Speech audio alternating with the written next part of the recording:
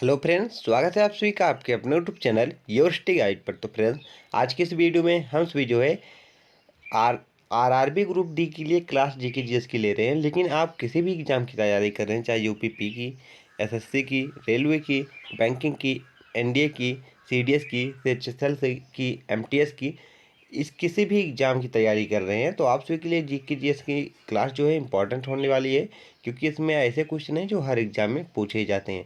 आप सभी को पता ही होगा कि जीके जीएस दोस्तों जो है रिपीट होते हैं, वही क्वेश्चन पूछे जाते हैं। इसलिए आप किसी भी एग्ज़ाम की तैयारी कर रहे हैं तो आप सभी के लिए वीडियो मोस्ट इम्पॉर्टेंट होने वाली है। और ख़ास तौर पर तो दोस्तों मैंने ये ग्रुप डी के लिए ही क्लास लेनी शुरू की है। आज ये हमारा क्लास 2 है। इससे पहले मैंने क्लास 1 ले लिया है। जिन भाइयों बहनों ने अभी वह नहीं देखा वो भी देख लें, क्योंकि वो भी क्लास इम्पॉर्टेंट है। जैसा कि आप सभी को पता ही होगा कि मैं इस क्लास में जो है 5 क्वेश्चन जियोग्राफी के हैं, 5 जो है इकोनॉमिक्स के हैं, 5 पॉलिटी के हैं, 5 जो है मध्यकालीन इतिहास है, उसके बाद 5 फिजिक्स है। इस प्रकार से मतलब हर सब्जेक्ट से 5-5 क्वेश्चन लिए हैं, ताकि आप सभी के हर सब्जेक्ट का रिवीजन होता है। चैप्टर वाइज क्वेश्चन लिए जा रहे हैं, जहाँ से क्वेश्चन ज़्यादा पूछे जाते हैं वही क्वेश्चन यहाँ पर लिए जा रहे हैं। तो चलिए पढ़ना शुरू करते हैं। देखते हैं पहला क्वेश्चन हमारा है कि भारतीय संविधान में कितनी मूलभूत अधिकार दिए गए हैं। भारतीय संविधान में कितना फंडामेंटल राइट दिए गए हैं, ये आपसे से पूछा जा रहा है। तो राइट आंसर क्या है? ऑप्शन हमारा बी बिल्कुल राइट है। कितने दिए गए हैं? 6 दिए गए हैं। और आप सभी को बता दें फ्रेंड कि अगर आप सभी को इस क्लास की पीडीएफ चाहिए तो आप टेलीग्राम चैनल से जुड़ सकते हैं। वहाँ पर आप सभी को इस क्लास की पीडीएफ भी मिलने वाली है। कौन कौन से वो 6 मौलिक अधिकार हैं वो भी देखते हैं। पहले बात कर लें कि मूल रूप से भारतीय संविधान में 7 मौलिक अधिकार थे। मतलब जब हमारा भारतीय संविधान लागू हुआ था 26 जनवरी 1950 को, तो इसमें 7 मौलिक अधिकार थे।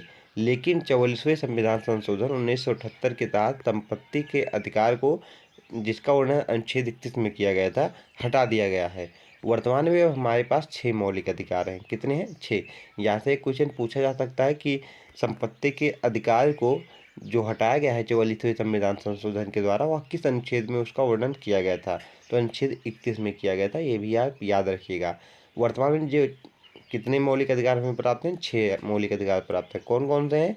तो समानता का अधिकार, समानता या समता का अधिकार, जिसका वर्णन जो है अनुच्छेद 14 से 18 में किया गया है। उसके बाद स्वतंत्रता का अधिकार, मतलब हम स्वतंत्र हैं, इसका अधिकार है। 19 से 22 में इसका वर्णन किया गया है। 19 में अभिव्यक्ति की स्वतंत्रता है। 20 में जो है गिरफ्तारी से संबंधित, 20 में अपराध सिद्धि पे जो अधिकार स्वतंत्रता दी गई है। जैसे कोई व्यक्ति अगर अपराध करता है तो उसे उस अपराध का एक ही बार सजा मिलेगी। अगर और अपराधी जो है उसे बाध्य नहीं किया जाएगा कि खुद के खिलाफ वो गवाही दे। ये सब जो है अनुच्छेद 20 में इसका वर्णन किया गया है। चलिए देखते हैं तीसरा जो हमारा है शोषण के विरुद्ध अधिकार। इसका वर्णन 23 से 24 में किया गया है। अनुच्छेद 23 में जो बताया गया है कि जबरन आप मजदूरी नहीं करा सकते हैं, इसका वर्णन किया गया है। अनुच्छेद 24 में बताया गया है 14 वर्ष से कम आयु के बच्चे से आप कार्य नहीं कराएंगे। उसके बाद दिया गया है धर्म की स्वतंत्रता का अधिकार। चौथा हमारा है 25 से 28 में इसका वर्णन किया गया है। उसके बाद सांस्कृतिक और शैक्षिक अधिकार 29 से 30 में। और हमारा लास्ट जो है छठा मौलिक मौलिक अधिकार संवैधानिक उप विचारों का अधिकार, इसका वर्णन जो है अनुच्छेद 32 में किया गया है।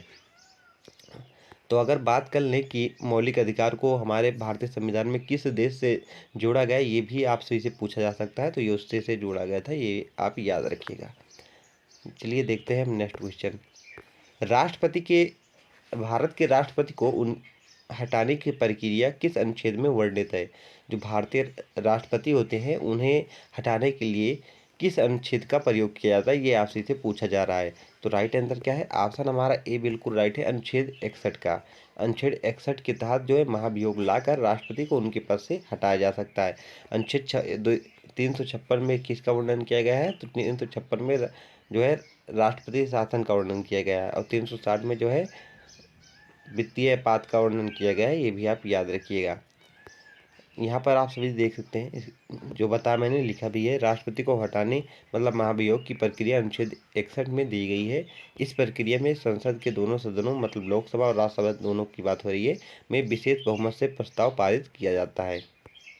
आगे भारतीय संविधान की प्रस्तावना प्रेम्बल जिसे कहते हैं में कौन कौन से शब्द 42वें संविधान संशोधन 1976 के द्वारा जोड़े गए थे?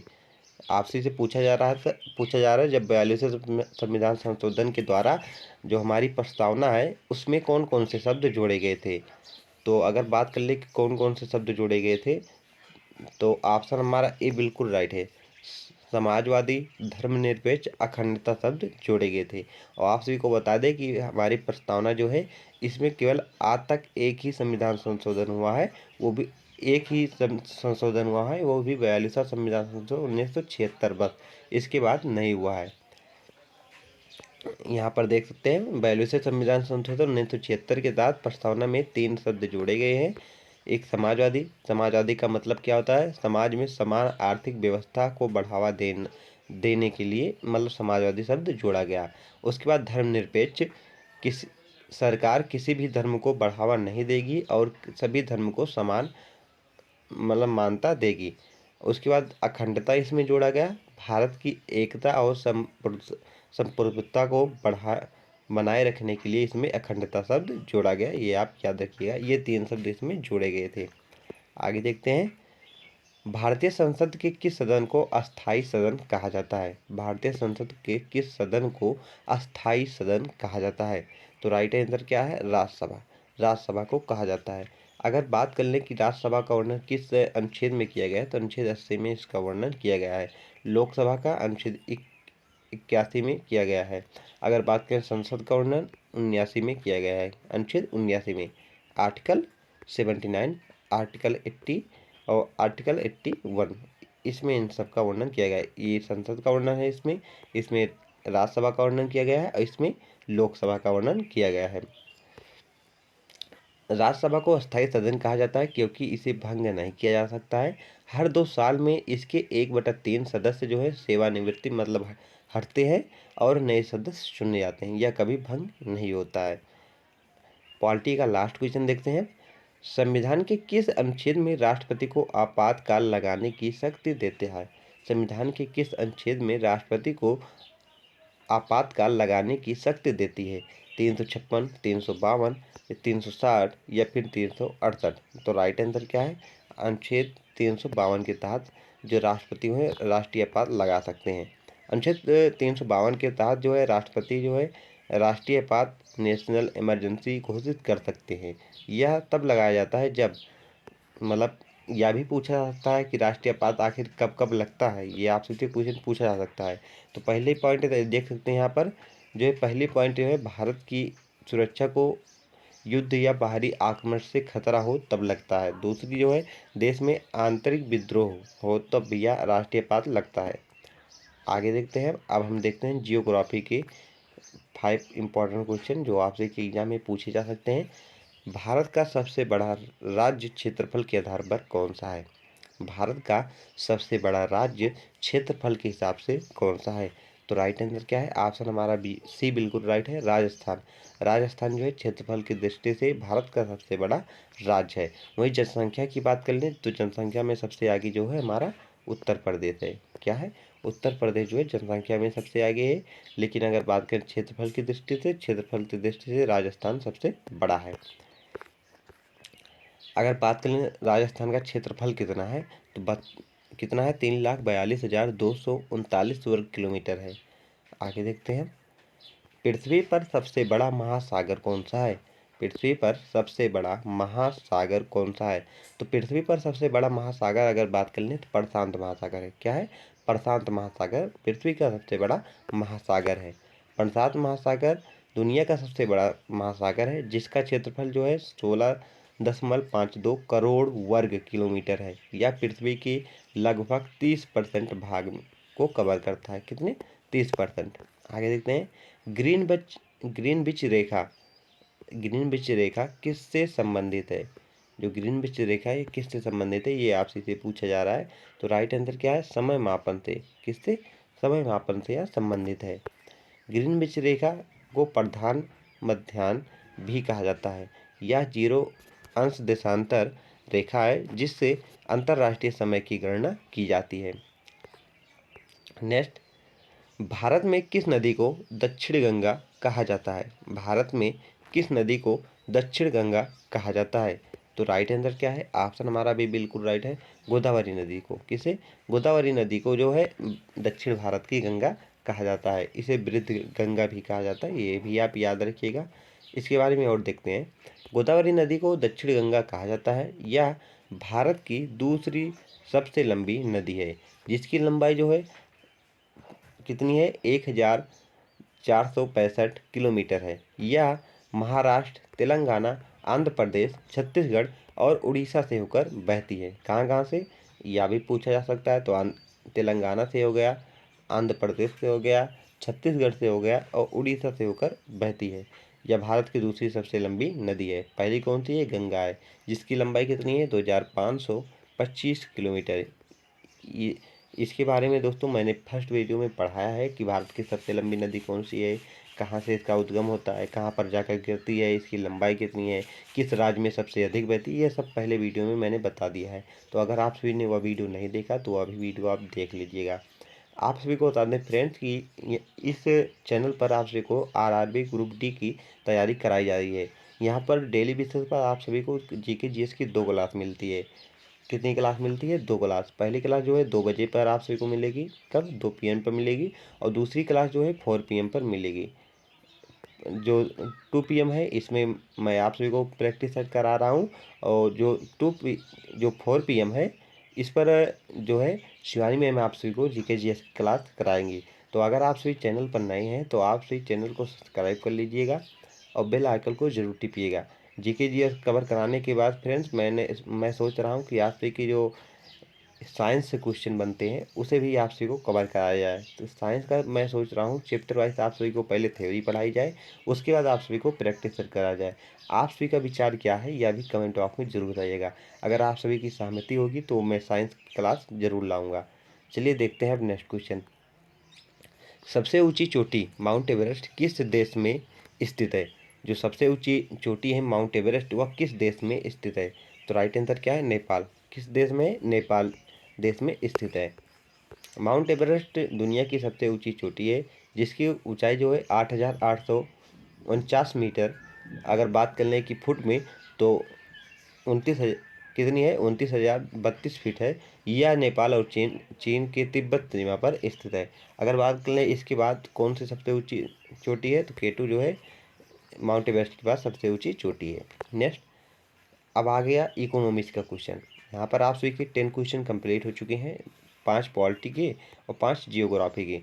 अब 5 देख रहे हैं इकोनॉमिक्स के क्वेश्चन, जहाँ से क्वेश्चन आते ही हैं।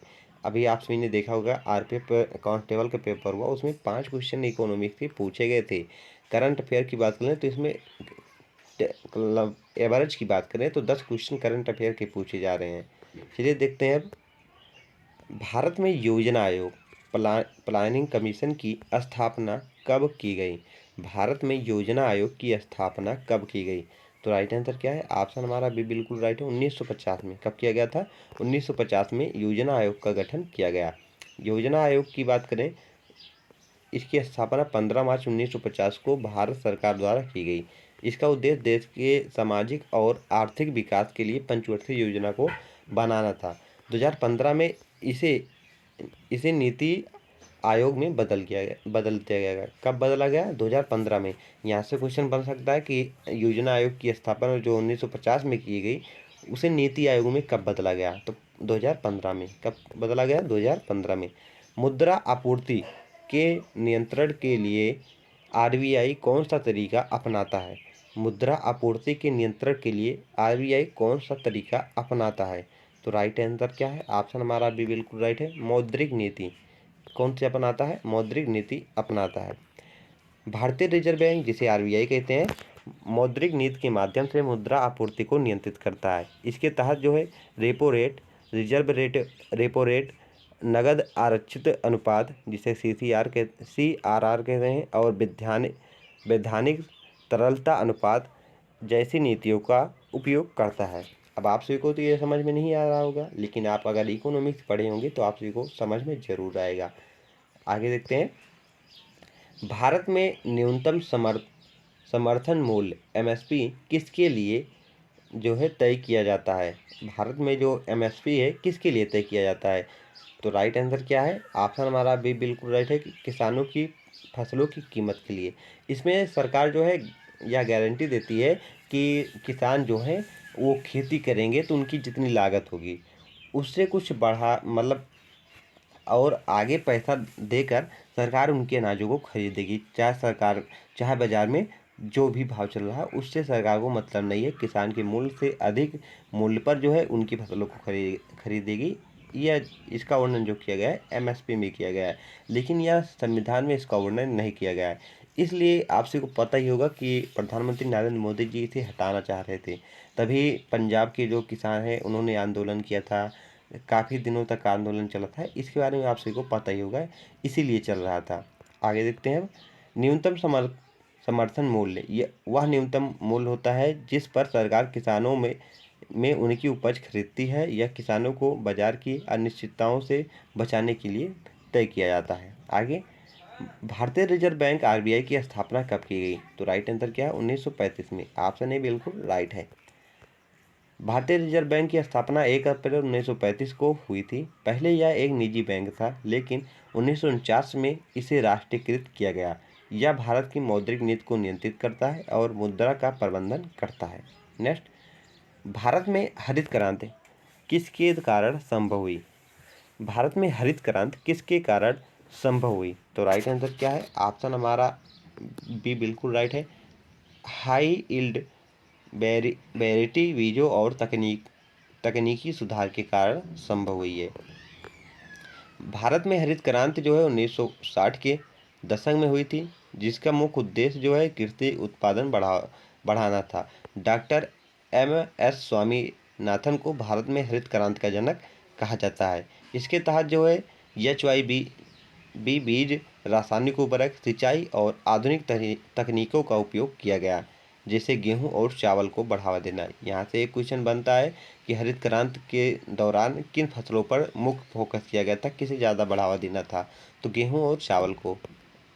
आगे देखते हैं। अब यहाँ से आप सभी के जो है आधुनिक इतिहास के क्वेश्चन आ गए हैं। यहाँ से क्वेश्चन आप सभी के एग्जाम में बनते ही हैं। भारत 1857 के विद्रोह का तत्कालिक कारण क्या था? 1857 के विद्रोह का तत्कालिक कारण क्या था? तो राइट आंसर क्या है? ऑप्शन हमारा सी बिल्कुल राइट है। चर्बी वाले कारतूसों का प्रयोग करना ही 1857 के क्रांति का तत्कालिक कारण बना था। 1857 की क्रांति या विद्रोह बोल दें, भारत का पहला स्वतंत्रता संग्राम भी कहा जाता है। इसका मुख्य तत्कालिक कारण जो है चर्बी वाले कारतूसों का प्रयोग था, जिसमें गाय और सूअर की चर्बी लगी होने की अफवाह थी। यह हिंदू और मुस्लिम सिपाहियों की धार्मिक भावनाओं के खिलाफ था, जिससे यह विद्रोह भड़क उठा। अगर बात कर लें कि यहाँ से एक क्वेश्चन यह भी बनता है कि 1857 क्रांति में जो है कि किस स्थान से कौन नेतृत्व कर रहा था? अगर बात करें लखनऊ से कौन कर रहा था? हजरत महल बेगम जो थी वो लखनऊ से कर रही थी। बात कर लें झांसी से कौन कर रहा था? तो झांसी से कर रही थी लक्ष्मीबाई। अगर और बात करें कानपुर से कौन कर रहा था? तो कानपुर से जो है नाना साहब कर रहे थे। ग्वालियर से जो है कौन कर रहे थे? ग्वालियर से तात्या टोपे कर रहे थे। ये भी आप याद रखिएगा। आगे देखते हैं। भारतीय राष्ट्रीय कांग्रेस की स्थापना कब हुई? भारतीय राष्ट्रीय कांग्रेस की स्थापना कब हुई? तो 1885 में। कब हुई थी? 1885 में। किसने किया था? A.O. होम जो थे उन्होंने भारतीय राष्ट्रीय कांग्रेस की स्थापना की थी। भारतीय राष्ट्रीय कांग्रेस की स्थापना 18 दिसंबर 1885 को A.O. होम ने की थी। इसका पहला अधिवेशन जो है मुंबई में हुआ था, जिसकी अध्यक्षता बिमोश चंद्र बनर्जी ने की थी। कांग्रेस का उद्देश्य भारतीयों को राजनीतिक रूप से संगठित करना था। नेक्स्ट, महात्मा गांधी का भारत में पहला सत्याग्रह किस स्थान पर हुआ था? महात्मा गांधी का भारत में जो है पहला सत्याग्रह किस स्थान पर हुआ था? चंपारण में, खेड़ा में, बारदोली में या डांडी में? तो राइट आंसर क्या है? चंपारण में हुआ था। इन्होंने तीन कटिया जो कानून था उसके खिलाफ इन्होंने किसानों के हित में ही सबसे पहला आंदोलन जो किया था चंपारण में किया था। आगे देखते हैं। महात्मा गांधी ने भारत में पहला सत्याग्रह आंदोलन जो है 1917 ईस्वी में बिहार के चंपारण में किया था। यह आंदोलन नील किसानों के अधिकारों की रक्षा के लिए किया गया था, जिन्हें जबरन नील की खेती करने पर मजबूर किया जा रहा था। नेक्स्ट, भारत में अशोक का शिलालेख किस लिपि में लिखा गया है? भारत में अशोक का शिलालेख जो है किस लिपि में लिखा गया है? तो राइट आंसर क्या है? ऑप्शन बी बिल्कुल राइट है, ब्राह्मणी लिपि में। किस में किया गया है? ब्राह्मणी लिपि में किया गया है। सम्राट अशोक के शिलालेख मुख्य रूप से ब्राह्मणी लिपि में लिखे गए थे। हालांकि उत्तर पश्चिम भारत में कुछ अभिलेख जो हैं खरोष्टी लिपि में भी मिलते हैं। इन अभिलेखों में अशोक के धर्म और नीतियों का उल्लेख किया गया है।